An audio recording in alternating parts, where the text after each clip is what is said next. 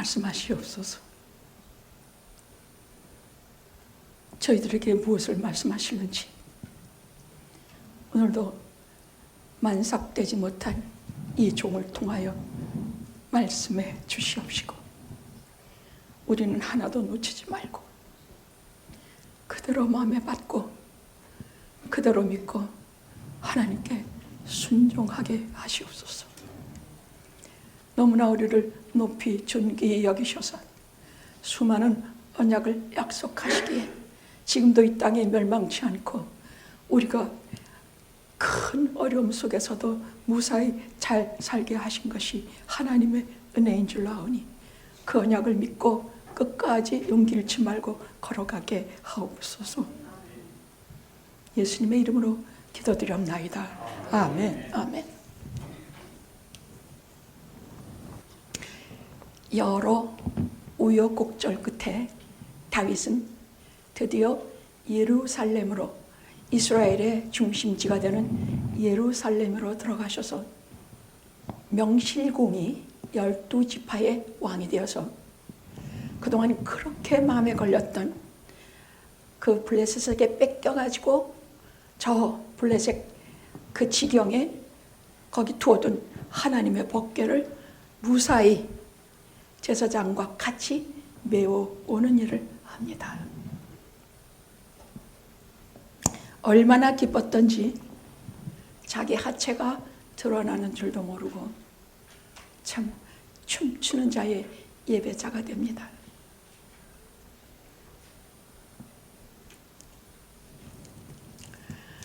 그런데 이가 왕이 되자 그중 먼저 한 일이 그 다른 남자가 살고 있는 왕후 미가를 데려오는 일이었습니다. 그 여자는 내가 블레셋 빅사람을 죽이고 내가 그 값으로 사온 여자다.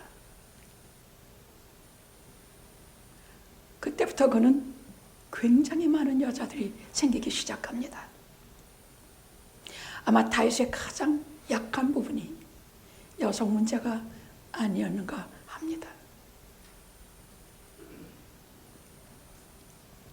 그러나 저는 성경을 쭉 보면서 그 인간의 약점이 어떠하든지 그의 중심을 꿰뚫어 보시는 하나님께서 그가 잘하든지 잘못하든지 실수하든지 뭐 간음하든지 뭐 살인하든지 상관이 없이 그에게 끝까지 지키시고 복을 주신 것을 봅니다. 그렇다고 우리가 막 죄 지어도 된다는 얘기가 아니에요. 그 형벌과 대가는 벌은 반드시 하나님께 받습니다. 그러나 용서하신다는 얘기예요.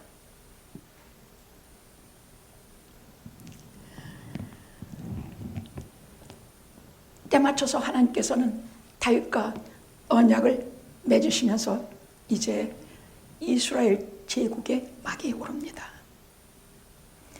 이스라엘 역사의 가장 문화, 경제 또 모든 면에서 최고의 번영을 부과하던 때가 이제 시작이 됩니다.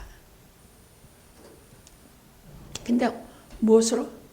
바로 하나님께서 세우신 다윗 언약 7장, 이때부터 드디어 큰 흥망의 키를 열어주십니다. 7장 본문은 사무엘하에서 가장 하이라이트 되는 구약입니다. 구약 성경에서도 이것은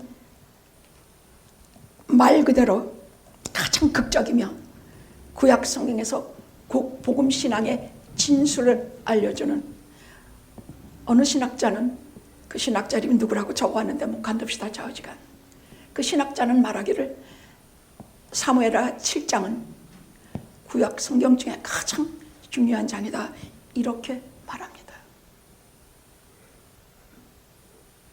저도 그래서 이 다윗 언약을 여러분에게 말씀드리기 위해서 지난 몇 개월간 계속 다윗에 대해서 여러분에게 설교해 왔습니다. 단순히 갑자기 다윗 언약을 얘기하면 여러분께서 잘 이해를 못해요. 그리고 이 다윗 언약도 깊이 들어가기를 굉장히 주저하면서 말씀을 전하려고 할 때에는 어쨌든 우리가 씹어먹어서 맛도 있고 소화가 돼야 되지 않겠습니까?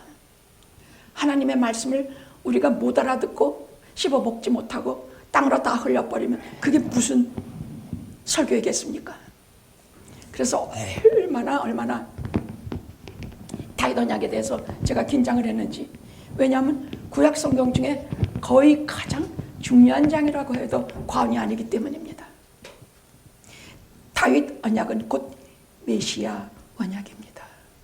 우리 구주 예수 그리스도에 대한 언약이기 때문입니다.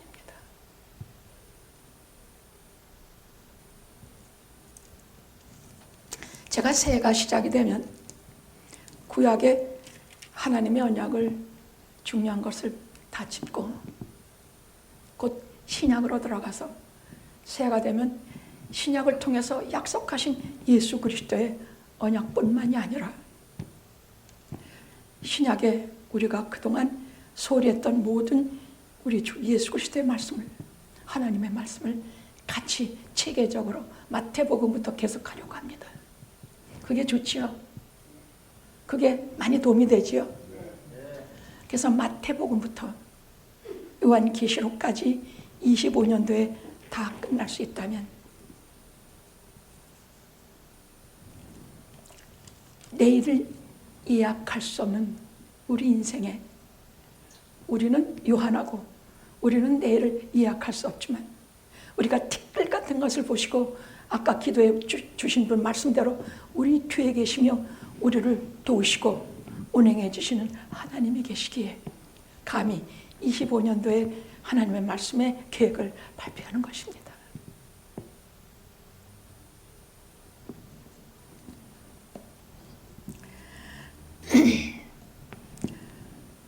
이것을 언약이라고 하는 것은 사랑으로 맺어지는 것이기 때문에 조약이라 하지 않고 언약이라고 합니다.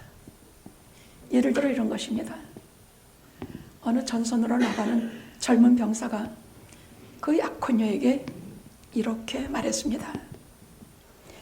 나는 코스모스 씨앗 한 줌을 몸에 지니고 전선으로 향할 것이요.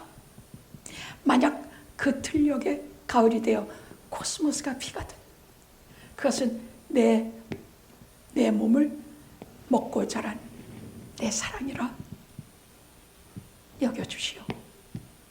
예, 그리하겠습니다. 이것을 언약이라 그래요. 사랑으로 맺어지는 것은 언약입니다. 가슴이 다 찡하네.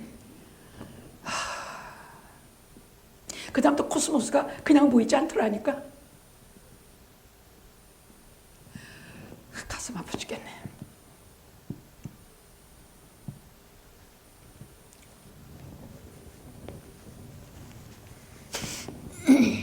그건 그 사람이 죽었다는 얘기인데 거기 틀녘에 코스모스가 피어오르면 거기 누가 물 주는 사람도 없고 하지만 자기 몸을 비로 삼아서 하나님께서 이슬과 비를 내려주셔서 그 틀녘에 코스모스를 피게 할 것이 아닙니까?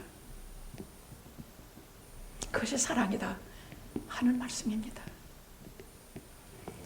그 사랑을 잊지 않겠다는 약속이 언약입니다. 하나님께서는 구약과 신약을 전부 언약으로 말씀하시는 이유는 사랑이기 때문입니다. 어느 목사님이 공산당에 걸렸는데 당신 뭐 하는 사람이요? 하고 물으니까 그 목사님이 나는 약장수입니다. 무슨 약을 팝니까?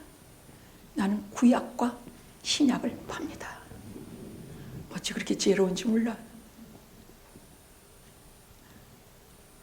아, 그래요? 그럼 그냥 가시오. 목사는 구약과 신약의 복음을 파는 장수입니다. 그래서 지금까지 지난 한 해는 구약에 관해서 이번 한 해는 구약을 팔았고 새해에는 신약을 팔려고 합니다. 진리가 우리를 사로잡고 하나님의 말씀이 우리를 변화시키며 한 분 한 분의 영혼 속에 하나님의 은혜가 마치 뼛속 깊이 파묻혀서 뼛속에서 우러나는 신앙이 다 생기기를 기도합니다.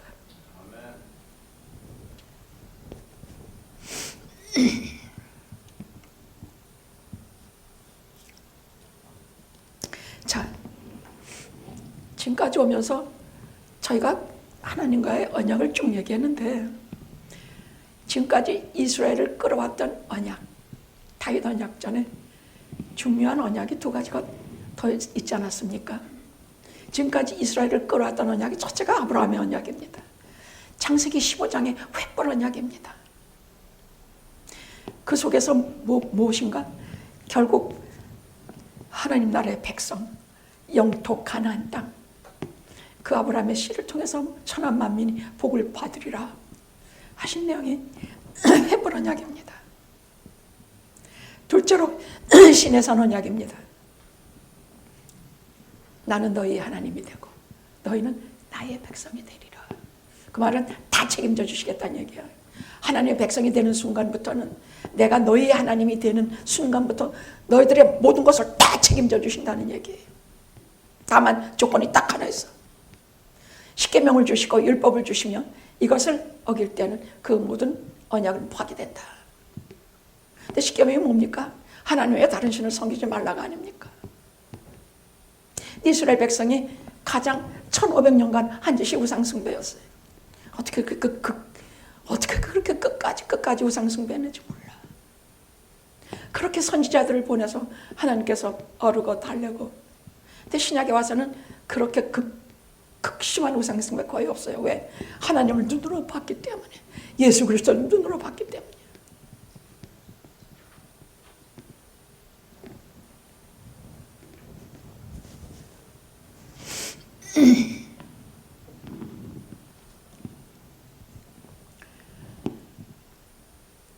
결국 그들은 그 언약을 지키면 나라가 영원하고 복을 받으리라 한 거 없애버렸어. 파괴했어. 그래서 결국 바벨론에게 망하고 맙니다. 그리고 그 다음 또 중요한 언약이 다윗 언약입니다. 다윗의 언약은 시내산 언약과는 그 근본이 달라요. 시내산 언약은 이러한 율법을 주고 너희들이 이것을 지키면 살고 아니면 죽는다, 이런 게 아니에요. 말 그대로 물 붓듯이 조건도 토다는 거 아무것도 없어요. 그냥 물 붓듯이 하나님의 사랑 이야기야. 물 붓듯이 다윗에게 부어주시는 사랑이에요. 그 얘기가 다윗 언약이에요. 봄 볼수록 이게 처음에 볼 적에는 그런가 보다 하고 봤는데 한 몇 번을 읽고 또 읽고 나니까 눈물이 안 나올 수가 없어. 눈물이 한 절 한 절, 이것이 오늘날 우리와의 언약이기 때문이에요. 예수 그리스도의 영원한 언약과 연결이 되기 때문이에요.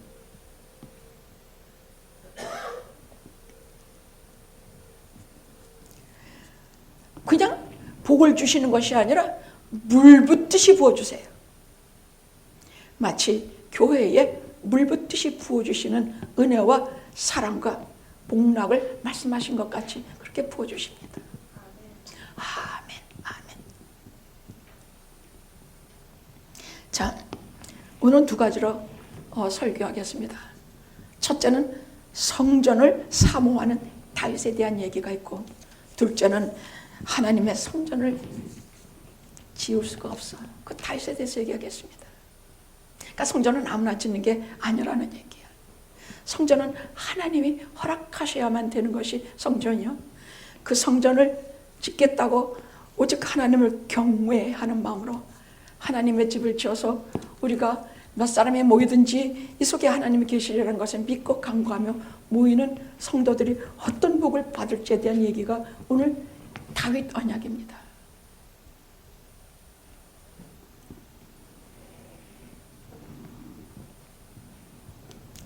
자, 1절에 뭐라고 나왔냐?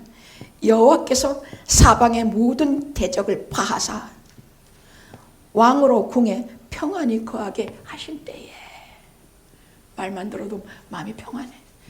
이 조그만 나라는요, 이스라엘이라는 나라는 우리 경상남북도 합친 것밖에 되지 않아요. 작은 나라예요. 이 작은 나라에 얼마 그 주위에 그야말로 강대국들이 포진해 있어요. 한국하고 똑같아요.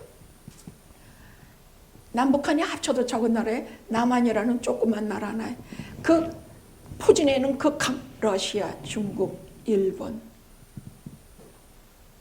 북한이 더 전에는 굉장히 우리보다 50배는 강했어요. 지금은 아니지만.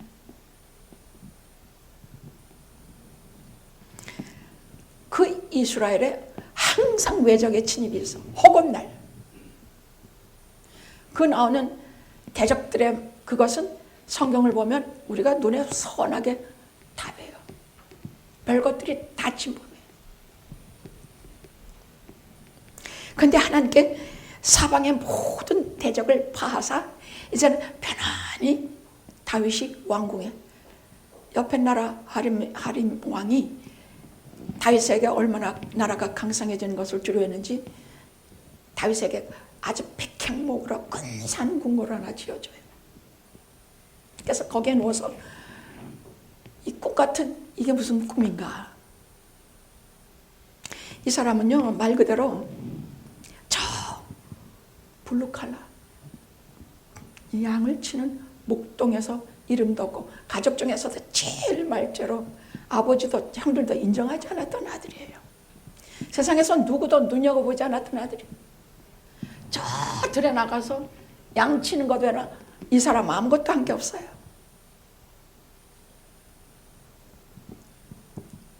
그런데 하나님께서 왕으로 기름 부으시고 이렇게 백향궁에 넣어서 탁 넣어서가 어땠을까? 여러분 같으면 이제부터 잘 먹고 잘 살자 했겠습니까? 내가 이제부터 왕이 됐으니 내가 이제부터 그냥 막 멋있게 하고 그냥 이웃나라에 나들이 나가고 뭐 그렇게 하려고 했겠습니까? 보통 나라는 그렇게 해요. 처첩을 여러 명 두고 혼날 맛있는 것만 먹고 술 마시고 놀고, 이게 보통 나라의 세상 왕들의 하는 일들이었어요. 다윗은 아니야. 이제부터 신앙적인 생각을 업그레이드하기 시작해요. 지금까지 쫓겨다니며 동굴 속에서 자며 허건날 배고프고 초종자들과 같이 다니며 하루도 편안하지 날이 없던, 밟고 잤던 날이 없어. 허건날 눈물의 빵을 먹고 허건날 쫓겨다니는 그 사람이 이게 꿈과 같이 백향목으로 향기롭고 아름다운 궁전에서 두 발을 쭉 펴고 천장을 보고 한없이 눈물이 흘러. 하나님이요, 제가 누구간데, 제가 무엇이간데 이리 하십니까?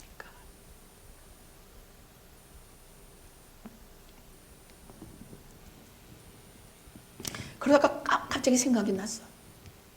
나는 이렇게 좋은 데 있는데 하나님의 법궤가 있는 하나님의 성막은 지금도 휘장 가운데 있어서 천막이란 아주 바람에 확 휘날리는 그런 남루하고 그런 곳에 있다 그야. 하나님의 집이 이렇게 남루한 곳에 있다니. 왜냐하면 이제 한 500여 년이 지났어요. 성막을 만들고 그 광야에서 그 뜨거운 햇빛과 비바람을 맞으며 한 500년 동안 그 성막, 이동하는 성전이 성막이죠. 이동한, 이렇게 안정이 되는 성전이 아니라 광야에서 같이 왔던 것은 성막이에요. 이동하는 성전이야. 거기에서 말씀하시고 거기에서 하나님께서 이스라엘의 백성들을 만나주신 것이에요. 근데 성막은 이제 한 500여 년이 지나서 다윗 때는요, 해달의 가죽으로 만든 것이라 이미 낡고 우중충하고, 그 성막의 모든 것은 아무리 그렇다 하더라도 하나님의 집이라 너무너무 낡고 남네. 시편 84편에 보면 이 성막을 얼마나 사모했는지 몰라요. 여러분, 인간의 역사 속에서 하나님을 사랑했던 참 하나님의 사람들은 한결같이 자기가 목숨 바쳐 사랑한 성전과 교회가 있던 사람들이에요. 진정한 하나님의 사람이 하나님의 자녀가, 예수 믿는 자가 생명 바쳐 사랑한 교회가 없는 자가 없어요. 내 교회, 주님의 교회. 얼마나 그 교회를 사랑하고 그리워했는지 84장을 84편에 보면요, 그 해달로 우중충하고 낡아빠진 거기를 그렇게 사모할 수가 없어. 사모하고 또 사모. 시온에 데려가 있는 자는 복이 있도다. 하나님을 만나는 자는 복이 있도다. 하나님이여, 제가 성전을 사모하니 구구절절히 그 우중충하고 다른 민족들이 오면 아무것도 아닌 것 같은 이동식 수레 같은 것을 보면서 뭘 저렇게 오매불망하는가? 아닙니다. 그 시대에 하나님께 속한 진정한 하나님의 사람들은 한결같이 성막을 사랑하고 성전을 사랑하고 오늘날 교회를 사랑합니다.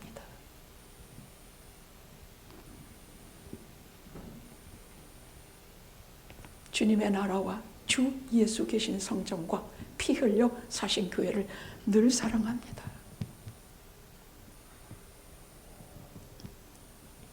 제가 가끔 과격할 때가 있어요. 돌아갈 줄을 전혀 몰라요.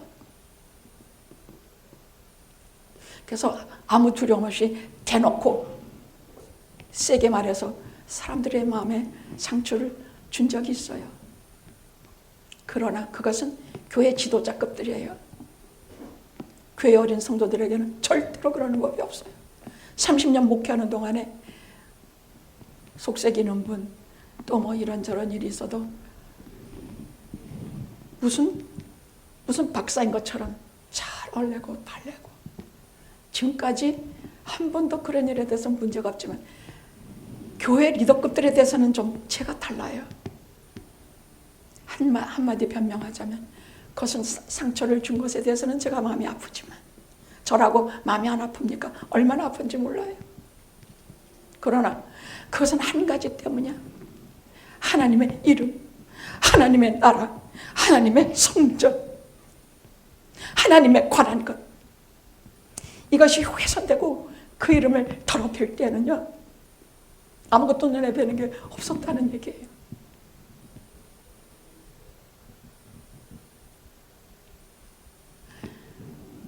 아무것도 내세울 것 없는 여성 하나가, 그야말로 이름도 없고 빛도 없는 여성 하나가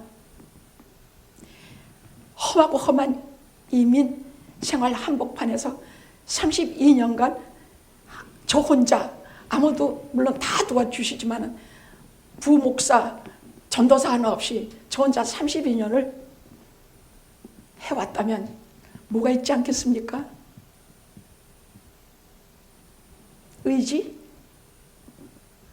잘난 거? 저 그런 거 없습니다. 여러분 잘 아시죠? 딱 하나입니다. 하나님께 대한 열심입니다. 하나님 이름이 땅에 떨어지고 하나님의 교회가 부끄러워지는 것, 내 하나님, 나의 하나님 욕보임을 당하는 것, 한참 왔습니다.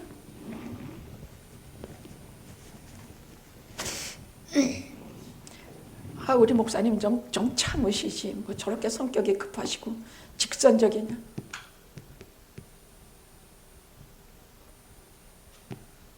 교회 리더에 대해서는 절대 참아본 적이 없습니다.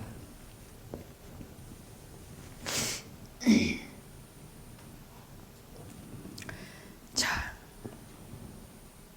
이런 티끌 같은 인간을 나의 나된 것은 주 예수 그리스도의 은혜로 이 자리에 섰는데, 다윗이 왕궁에서 왕이 돼서 쭉 놓여있자니까 하나님의 집이, 성막이 떠올랐어. 낡고 초라하고 바람에 흔들리는 휘장 같은 것. 그래, 내가 하나님께 집을 지어드려야 되겠다. 내가 성전을 지어드려야 되겠다. 하나님의 교회가, 하나님의 교회가 이렇게 있으면 거기에 두 천사가 맞이하고 하나님께서 항상 그 가운데 임하셔서, 지성소에 임하셔서 거기에 쉐키나 영광이 꽉 들어차면 하나님이 특별히 임재하실 때 그 성전에는 늘 임재하셔서 그 셰키나의 영광이 꽉 찬 것이 지성소였거든요. 내가 집을 좀 지어드려야 되겠다. 그래서 나단 선지자를 불러서 얘기를 했어요. 왕이요, 당신은 하나님과 함께 계시니 마음에 있는 바를 행하소서.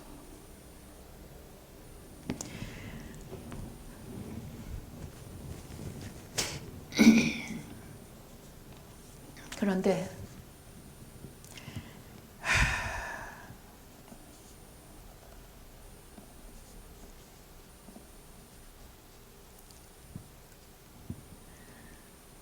하나님께서 뭐라고 대답하셨느냐?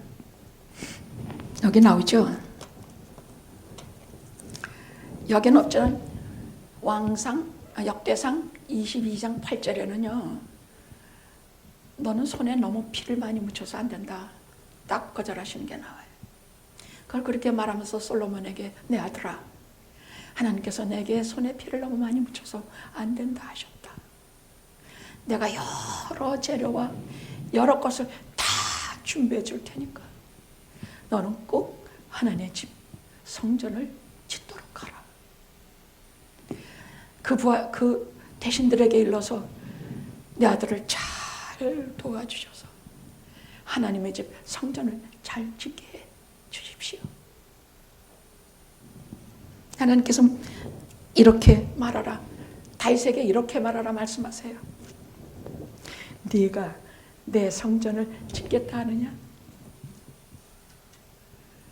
이 말씀은 반대는 하시지만, 허락은 안 하시지만 너무 기쁘신 거예요. 너무 기쁘셔. 저희가 32년 전 여긴가? 아니다, 조금 덜 됐죠? 여기다 하도 다른 데서 교회도 빌릴 수도 없고 여기저기 쫓겨다니고 진짜 많이 쫓겨다녔어요. 예배드릴 자리가 없어서. 그래서 여기 코리아타운 일대를 뒤지기 시작을 했어요. 돈도 한 푼도 없고 교인들은 한 20명밖에 안 될 때야. 뒤지기 시작을 했는데 정말 깡그리 뒤졌어요. 그때 깡그리 뒤졌어. 하나님께서 근데 어느 날 강장현님하고 지나가다 이 건물을 봤어. 그때는 무슨 유니언 건물이에요. 우중충하고 뭐 낡고 그래. 근데 이만한 건물이었더라고요. 그래서 제가 나가면 파란 저런 거 있는 거 하나 기둥 있죠, 밖에. 저기 아파 저쪽에 있어요. 거기다가 침을, 이거 내 거, 침을 딱 묻히고 딱 묻혔어요. 하나님, 이거 주시옵소서. 영화해 주시옵소서. 저희 어머님이 수십 년 전에 미군 부대에서 천막 빌려다가 부산 범일동에서 피난 천막교회를 세우셔서 거기서 수많은 영혼들이 피난 시절에 위로를 받고 수많은 강사들이 오셔서 부흥사들이 오셔서 얼마나 많은 은혜를 받은. 저는 그때 조그만 어린 것이 엄마 품에 안겨서 그 은혜 가운데 자란 것이 성전입니다. 교회입니다. 저희에게도 어린 것들을 품에 안고 하나님의 말씀을 들을 수 있는 자리를 주시옵소서. 여기에서 수많은 아픈 영혼들이 위로를 받고 여기에서 수많은 사람들이 하나님의 말씀을 깨달아 알아. 지금까지 망령된 생활을 모두 벗어버리고 죄 속에서 헤매는 것을 전부 끊어버리고 이제는 소망과 은혜를 품고 하나님을 향하여 날마다 자라게 하는 은혜를 이곳에 베풀어 주시옵소서. 한 사람도 빠지지 마시고 장난으로 여기에 발을 디딘 모두를 막론하고 구원하여 주시옵소서. 복음이 땅에 떨어지지 않게 하시고 여기에서 전해지는 하나님의 말씀은 우리의 가슴을 쪼개고 깊이 그냥 들어가는 것이 아니라 뼛속 깊이 들어가 죽어도 살아도 하나님의 말씀으로 살게 하옵소서.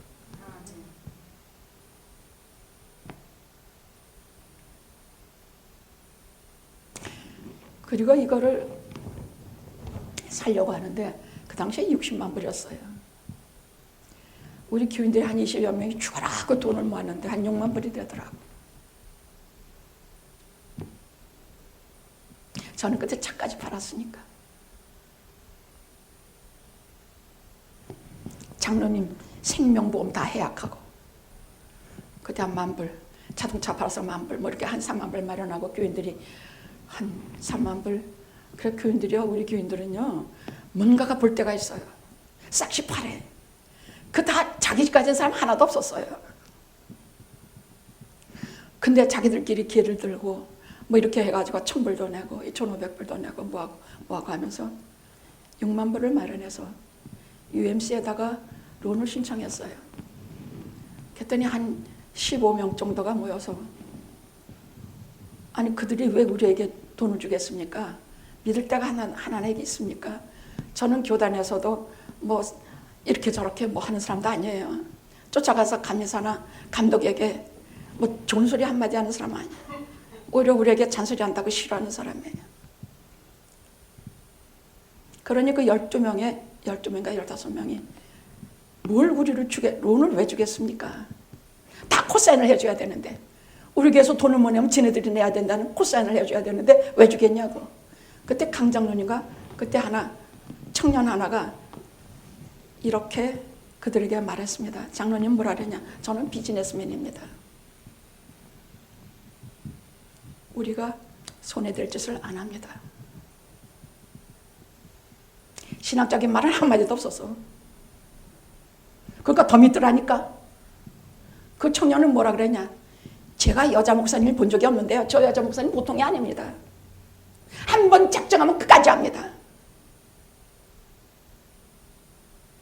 믿으셔도 됩니다. 하나님 말씀 한마디도 없었어. 교회 대표 2명이 그랬어. 뭐 저라고 뭐 하나님께서 허락해 주셔서 이걸 될 줄로 믿습니다. 그런 말 안 했어. 제가 힘으로 점 찍었습니다. 우리 것입니다. 답입니다. 그러니까 그 15명인가 몇 명이 전부 코사인을 해줘서 우리에게 론을 받되 딱 하나 조건을 넣었어. 이 교회를 팔 때는 10만 불은 상환한다. 그래서 10만 불은 우리가 교회 팔면 언제나 줘야 돼요. 돌려줘야 돼요. 그 외에 나머지 돈을 그때 이걸 우리는 6만 불 가지고 60만에 대한 론을 받았으니 이 연합감리교에서 굉장히 센세이션했어요. 그래서 여기에 그날 우리가 헌당 예배를 드릴 때는요 각지에서 연합감리 목사님들이 가득 오셨는데 죄송합니다. 그분들이요 굉장히 분해하셨어요. 아니 저 조그만 여자 목사 하나가 이렇게 큰 교회를 이게 또 무지 컵했거든요. 조그만 건물도 아니고 이렇게 이거 이 친구 다 쳐보십시오. 이게 얼마나 컵이나. 아니 이런 거를 우리가 분발해야 돼. 우리가 도전을 받았어. 도전 무슨 도전 좋아하네. 하나님께서 해주신 것을 사람이 하겠는가 하고.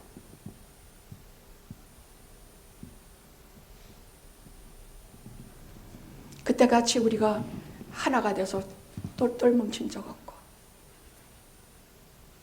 그때처럼 교회를 마련해야 되겠다는 생각을 강박관념처럼 가진 적이 없지만 누구도 성전 짓는다 해서 돈 때문에 시험 받은 사람은 한 사람도 없습니다. 교회 성전 짓는다 하면은 많은 경우 교인들이 시험 받아요. 심지어는 교회가 없어지기도 해요. 하도 헌금 내라 하고 돈 내라 하고 뭐 하라고 제가 그렇게 할 리가 있습니까? 가엾은 우리 교인들 먹고 살기도 힘들어 죽겠는데 제가 성전 짓는다고 돈 내라 할 사람입니까? 교단에 가서 문을 팍 차고 들어가서 돈 내놔라 그러지 제가 교인들 보고 내라 합니까? 감독한테 팍 차고 들어가서 감독한테 돈 내놔 소리 질렀습니다. 진짜 그랬습니다. 저는요 그때는 성전을 마련하는 일이 무엇인지를 잘 몰랐어요. 그냥 우리가 예배 처소가 없어서 쫓겨다닌 것이 너무나 분해서 그렇게 했는데 이렇게 돌아보면 그 시종 일관 하나님께서 섭리하지 않았던 날에 순서가 하나도 없고 하나님께서 허락하시지 않은 적이 단 이 이 의자 하나조차도 없어요. 텅 빈 걸 들어왔는데 의자도 없고 아무것도 없어. 뭐 돈 있냐?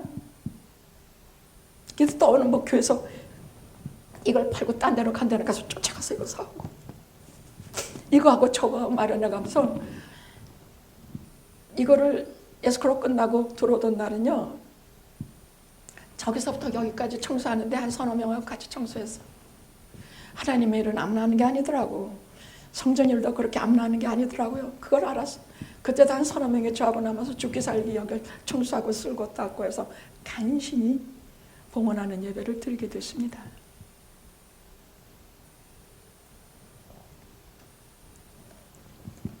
네가 내 집을 짓겠느냐? 지금은 안 된다. 네 자식이 할 것이다. 그렇게 말씀하시지만은 마음이 기쁘시고, 지금까지 내가 누구에게 성전을 지으라 명령한 적이 없거늘, 그래서 아무도 내 집을 짓겠다는 사람이 없었다. 근데 네가 자진해서 내 집을 짓겠다 하니 내가 네게 복을 주리라. 여러분, 하나님 나라에 하나님의 집에 관계된 것, 하나님의 일에 관계된 것은 여러분 이유 여하를 불문하고 복을 받아요. 아셨죠? 이유 여하를 불문하고 복을 받아요. 2000년 교회 역사, 6000년 신앙의 역사에 하나님의 집을 사모하고 사무치게 그리워하고 하나님의 집에 참새와 제비도 집을 짓고 거기서 하나님의 언덕을 받는데 하나님의 집을 가지 못하는 자기 마음을 아파하면서 그 낡은 성막을 가지고도 그렇게 기뻐한 것이 시편 84편이에요. 132편을 하나님 나라에 하나님의 집을 짓는 것에 대한 그 안타까운 심정, 그것을 기록한 것이 시 132편이에요.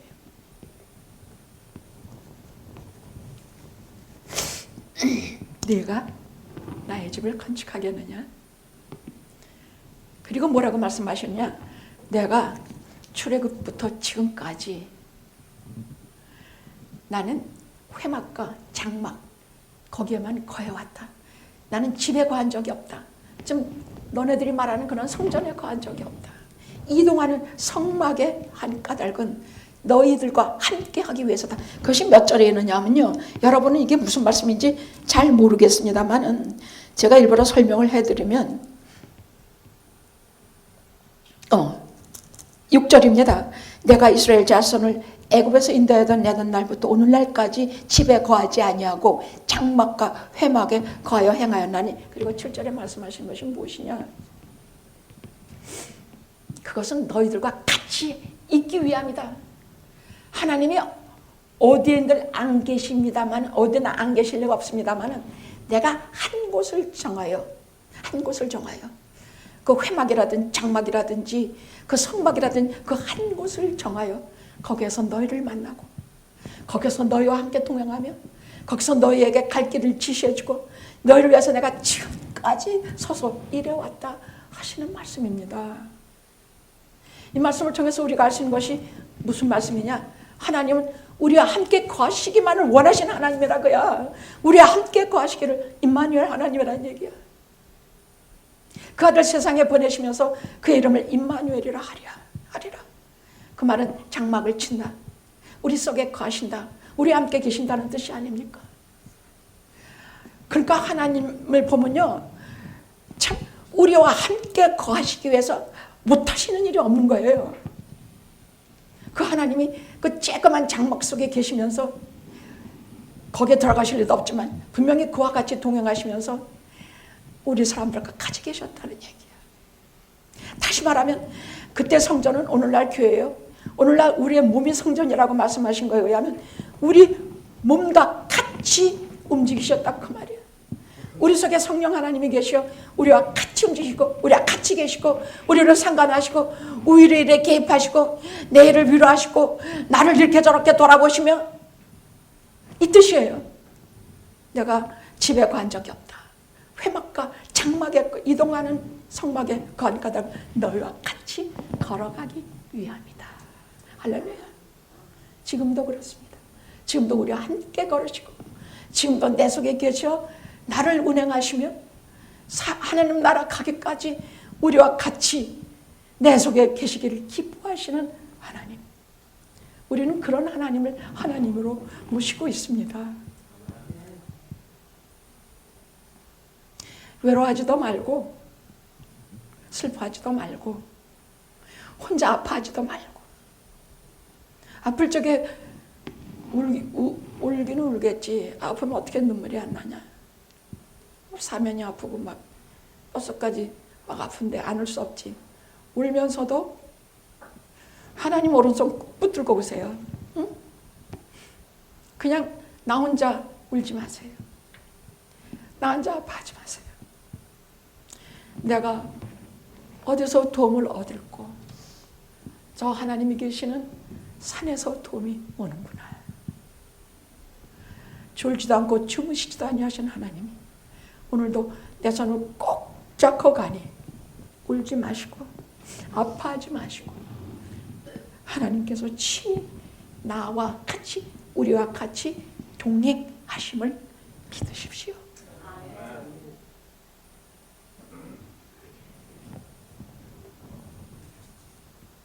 그냥 동행만 하십니까? 병 나면 병 고쳐주시고, 돈 없으면 돈 주시고, 음식 없으면 음식 주시고, 옷이 해지면 옷 주시고, 누가 나를 침뱉고 비웃으면 그거 막아주시고, 앞에 위태한 것 있으면 먼저 가셔서 막아주시고, 우리가 다 몰라서 그렇지, 영적인 세계를 몰라서 그렇지, 어떤 땐 천사 보내서 막아주시고, 어떤 땐 뒤에서 오른팔로 나를 꽉 붙들어서 낭떠러지게 못 떨어지게 하시고, 설명도 다 못해요. 성경에서 그렇게 말씀하시니 우리 그렇게 믿으면 됩니다. 하나님 오른팔로 나를 붙으시다. 아까 기도할 때 그러더라고. 오른팔로 나를 붙으셨다고. 오른팔로 붙으시니 혼자 있다고 아파하지 마십시오. 그건 제가 그러기 때문입니다. 제가 마음도 많이 아프고 제가 때로는 이 길을 가는데 얼마나 고독한지 몰라. 사람들은 너무나 저를 못 이해해주고 제가 왜 이딴 엉뚱한 짓을 하는지 사람들은 절대로 몰라. 우리 교인들도 몰라. 우리 목사는 성격이 급해서 소리만 지르지. 그럴 수도 있죠. 그게 제 약점일 수도 있으니까요. 근데 저는요, 하나님께 대한 열심이 특심이에요. 하나님께 대한 것에 대해서 조금도 참을 수가 없어.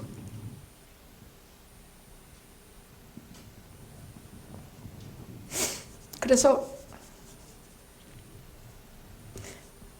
어린 여러분에 대해서는 얼굴불고 떨어요.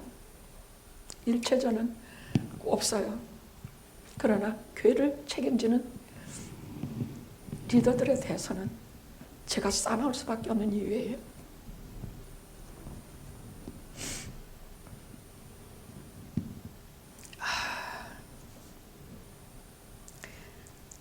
우리 하나님은 우리와 함께 계시기를 원하시는 하나님, 그 백성 가운데 거하시고 나 개인과 같이 거하시기를 원하시는 하나님, 언제나 나를 도와주시고 지켜주시며 먹여주시고 입혀주시고 어려운 일을 막아주시고 힘든 일을 같이 하시며, 이런 하나님이 우리의 아버지 되시는 하나님이신 것을 언제나 가슴 깊이 이렇게 적어두시고, 인생 홀로 걷는다 울지 마십시오. 남편이 이해해 줍니까? 아내가 이해해 줍니까? 인생은 어떻게 생각해도 혼자 가는 길입니다. 태어날 때도 혼자 태어나고 티끌 같은 인생을 긍휼히 보시고 우리에게 같이 하시는 하나님이 외에는 우리에게 아무도 없음을 섭섭해하지 마십시오. 하나님이 계시고 주 예수께서 임마누엘 하나님이로 계시고 성령께서 내 속에 안주해 계십니다. 자, 성전을 지을 수 없는 다윗, 그날 밤 나단에게 나타나셔서 이렇게 말씀하십니다. 네가 말을 잘못했다. 다윗의 손에 피가 많이 묻혀. 너무 사람을 많이 죽였어. 전쟁에서 군인이라 너무 많이 죽였어. 평화의 상징인 성전을 짓는 데에 그는 아니다. 그가 나를 사랑하고 내게 대한 마음, 그것은 이 땅에 어느 누구보다 제일인 것은 내가 안다. 그래서 그가 내 집을 세우겠다 하지만 그것은 내 아들이 할 것이고 내가 그의 집을 세워주겠다. 이렇게 약속하십니다. 8절 이하는 전부 하나님께서 주신 다윗의 언약입니다.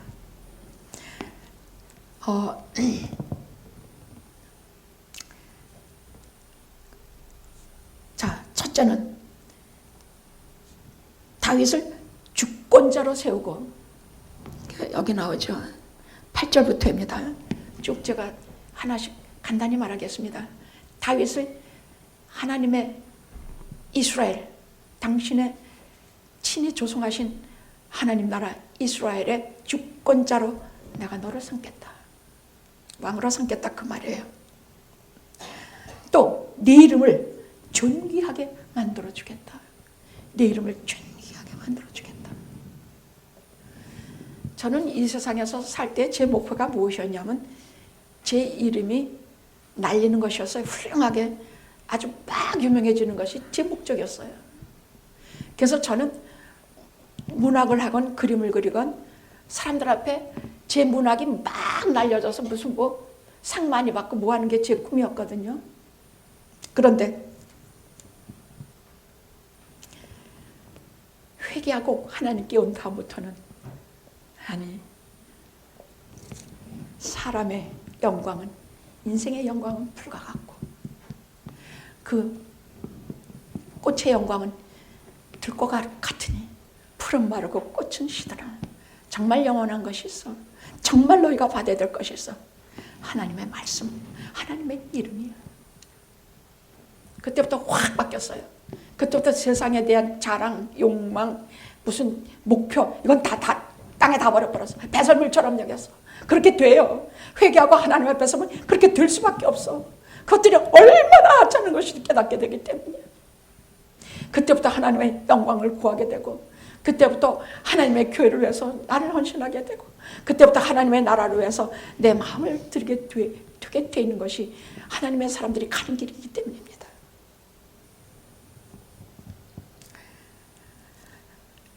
내 이름을 존귀하게 하겠다. 성경의 신구약 통해서 다윗의 이름이 몇 번 나오는지 아십니까? 3만 번이 나와요. 3만 번. 하나님께서도 축복하실 땐 이세 아들 다윗의 자손 예수요. 귀신도 다윗을 불렀고 하나님도 다윗의 이름을 불렀고 사람들도 수도 없이 다윗의 이름을 불렀어요. 다윗 하면 말 그대로 모든 영혼이 그 이름이 존귀하게 남아요. 존귀한 사람으로 세워주세요. 저는 영화의 여러분의 이름이 하나님께서 전부 존귀하게 세워주시기를 기도합니다. 이충자, 그러면 존귀한 이름, 하나님께서 세워주신 존귀한 이름, 하나님의 나라를 생명대 사랑하고 하나님께서 보내주신 목회자를 진심으로 사랑하며 그 교회를 생명같이 사랑한 존귀한 이름 이충자, 이렇게 다 받으시기를 기도합니다.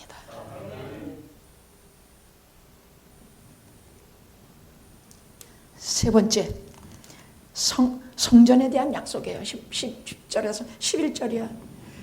자, 그 대신 내가 내 자식을 통해서 한 곳을 정하겠어. 이리저리 왔다 갔다 하면서 이동 성전같이 성막같이 그렇게 안 하고 한 곳을 특별히 이제부터 성전을 짓게 하시겠다는 얘기예요. 한 곳을 정해서 거기에 특별한 것을 너에게 주리니. 자, 그럼 무슨 말인가? 어느 한 곳만 가면, 우리는 어디나 하나님이 계세요.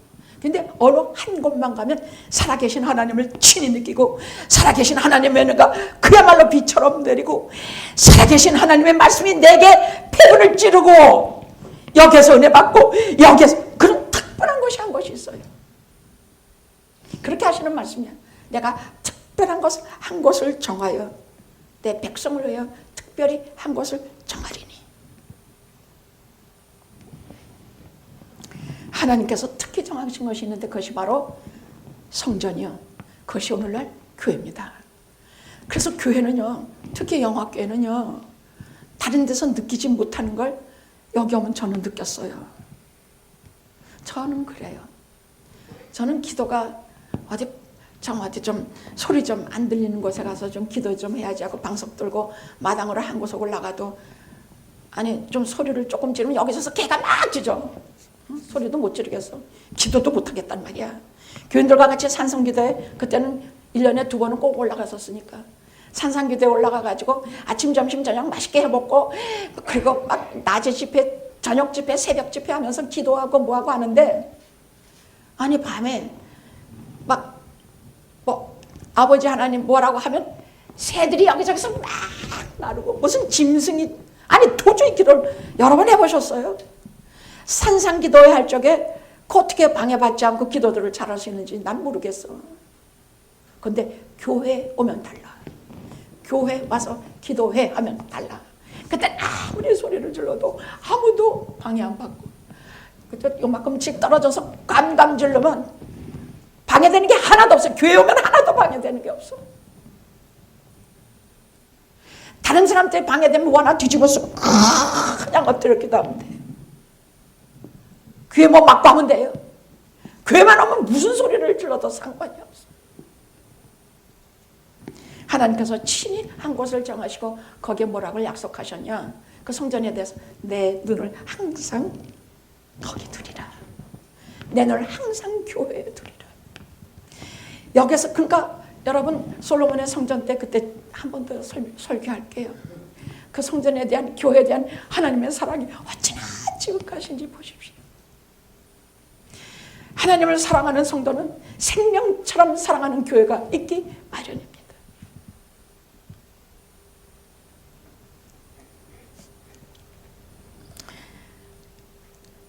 네 번째는 다윗의 후손이, 그 영원히 다윗의 후손을 통해서 하나님의 나라를 영원히 견고케 하실 것이라 말씀하셨습니다. 다섯 번째는 다윗의 후손이 성전을 건축할 것이요, 나는 그 나라 영원히 견고케, 교회를 영원히 견고케 할 것이요, 나는 그의 아비가 되고 그는 나의 자식이 되리라, 아들이 되리라. 범죄할 때에는 내가 징계를 하지만 사울을 폐한 것처럼 그에게서 그 왕위를 폐하지 아니하리라. 근데 이 말씀이 하나하나 이 본절들을 보십시오.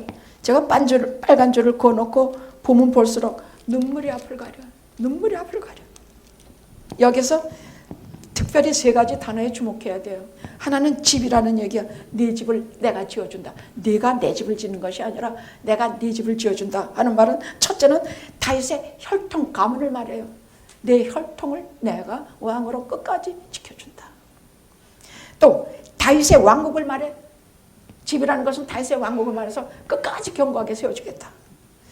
셋째로는 예수 그리스도께 속한 모든 성도, 모든 교회, 이게 견고히 그 나라를 세우리라 하신 것이야. 이것은 아브라함 때부터 약속해서 계속 내려오는 것이야. 네 시기를 더불어 뭐 천하 만민이 복을 받게 하고, 바다에 티끌같이 많아서 네가 그 수를 셀 수 있으면 네가 그 성도들의 수를 셀 수 있으리라. 그것이 아브라함의 자손 다윗의 게보라하고 마태복음 1장절에 딱 나와. 오늘날 이 땅에 얼마나 많은 하나님의 자녀들이 티끌과 같이 하늘의 별수와 같이 많습니까? 그 약속을 그대로 이루어 주셨습니다. 다윗의 자손을 통해서 해주셨다는 얘기입니다.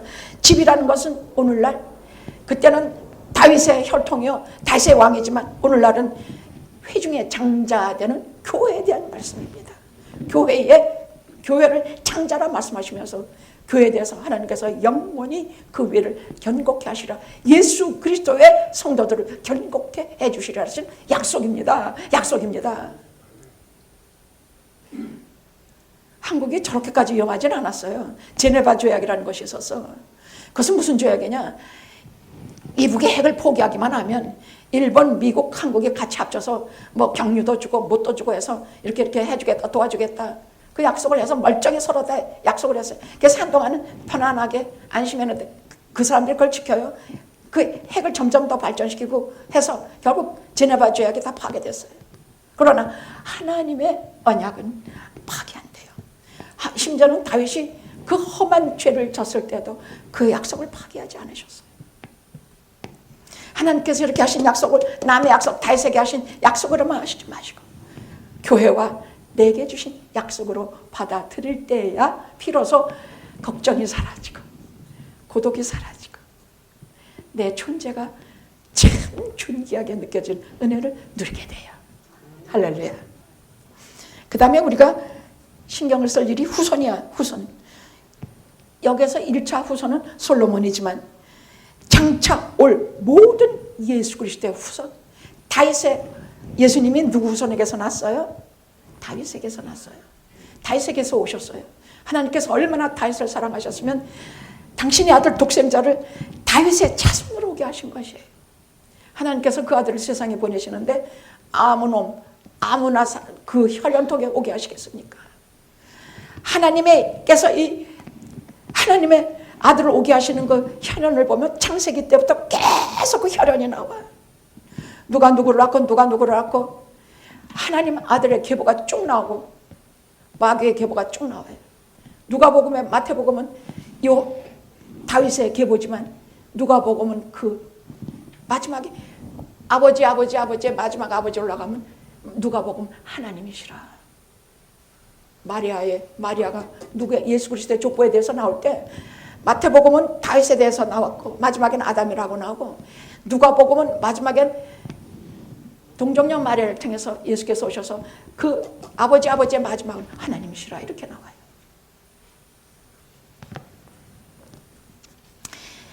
이 땅에 예수 그리스도의 수많은 그는 나는 그들에게 아비가 되고 너희들은 교회는 나의 아들이 될 것이다. 약속이에요. 그 아들에게 그래서 아버지라 부르라 그러셨거든. 주님이 하나님을 부를 때 지금까지 그 무서우신 하나님을 엘샤다이, 그래도 엘이라는 발음 동사서 하나님이란 뜻이니까 샤다이 이렇게 말했어. 근데 누구도 이제는 그렇게 말 안 해. 이제는 아버지라 부르라 그러셨거든. 지금 그래서 우리가 별소리 다 해. 하나님한테 별소리 다 해. 한 번은 어느 교회 이렇게 한 30여 명 있는 교회를 유튜브에서 이렇게 공개하는데 거기에 대부분이 다 여성 나이 드신 분들이 이렇게 한 50대, 60대 한 몇 명이 모여서 예배 드리는데 거기서 기도를 하는데 우리는 그 꼴로 기도 드리지 말자. 그냥 뭐 노는지 마는지 깜씌우면서 옆에 사람 떠들면서 뭐 하면서 무슨 기도해야. 근데 제가 이렇게 보기에도 아니야. 그게 무슨 꼴이야. 우리는 그러지 말자.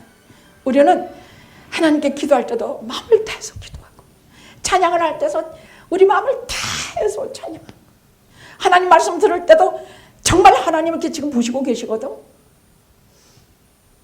특히 당신의 교회를 자기 생명 주고 값 주고 사신 교회이기 때문에 항상 지켜보세요. 저는 진짜로 하나님께서 보시고 계시는 것을 느낄 때가 한두 번이 아니야. 뭘 하나 해도 특히 예배는 진정과 신령과 모든 것을 다해서 하나님께 드리십시다. 지난주는 예배 끝나고 김종환 군사님이 제게 오셔서 가시려고 하다가 이렇게 말씀을 하세요. 저분이 매일 기도하세요. 시간 정해놓고 지금 몇 년인지 몰라요. 영화께 오신 날로부터 지금까지 꼭 그 시간 기도하세요. 근데 요즘은 그때하고 다른 말씀을 하세요. 무슨 말씀을 하는가? 한 9개월 동안 성령께서 제게 친히 임하신 것을 제가 느낍니다. 그러니까 여러분 아시죠? 제가 호락호락 그런 말 안 듣는 사람인 거. 그래서 어떻게 성령님이 오십니까? 예, 이렇게 해서 뜨겁게 하다 또 금방 가십니다. 됐다. 조금 더 거짓이 아니구나. 조금 더 잘못된 것이 온 것이 아니구나. 살아계신 성령님께서 오셨구나. 왜 오셨는지 지금도 모르겠습니다만 제 처가 이 땅을 떠나 하나님께 갈 것을 알고 그렇게 오신 것인지 모르겠습니다만 그렇게 9개월을 오셨습니다. 그래서요 저는요 지금요 이 생명 지금 가져가셔도 저는 하나도 아까울 것도 없고 두려울 것도 없고 다 가져가셔도 괜찮습니다. 정말 제가 소름이 끼쳤어요. 어떻게 영화에서 이렇게 길러내 주셨는가? 어떻게 이런 신앙 고백을 내가 오늘날 듣게 됐는가? 근데 진짜더라고 그 말이. 저번에 흰소리도 하시는 거 들은 적이 없어. 난 이 생명 그냥 가져가셔도 됩니다. 하나님, 그날 밤에 집에 들어와서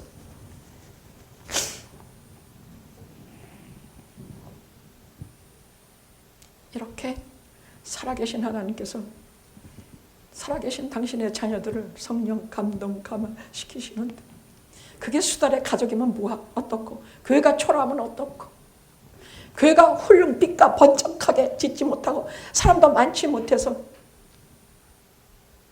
그러면 뭐 어떻습니까? 수만 명 수십만 명이 들어차가지고 훌륭한 오케스트라로 하는 것이 뭐 그렇게 중요합니까? 우리는 이런 고백 하나 있으면 됩니다. 김종환 권사님의 고백 하나면 땅에 뿔 엎드려 하나님을 경배합니다.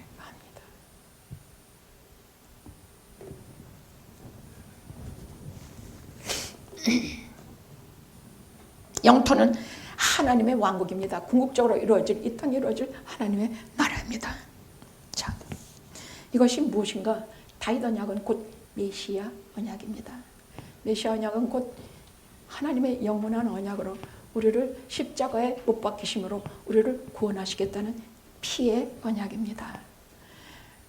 전에는 십자가를 보면 예수님이 너무 고생하셨냐고 그랬지만 지금은 그런 눈물이 아닙니다. 십자가를 보면 지금은 발로 형용할 길 없는 감사와 형용할 길 없는 그 은혜와 사랑에 대한 경배입니다. 다윗이 이런 말씀을 나단에게서 듣고 어떻겠습니까? 제가 무엇이간데, 제가 어떤 인간인데, 저 구석에서 아무도 알아주지 않은 양이나 치던 사람을 불러다가 이렇게 세워주셨습니다. 저도 똑같이 고백해요. 제가 무엇인데, 제가 어떤 인간인데, 볼 때는 아무것도 없는데 이렇게 영광스러운 하나님의 말씀 전하는 자리에 세워주시고, 여러분이 무엇인지, 여러분이 하나님의 말씀 매주 엑기스로 듣고 가게 하시오매 다른 말 한마디도 못하고 하나님 앞에 경배와 찬양을 드렸습니다. 기도하시겠습니다.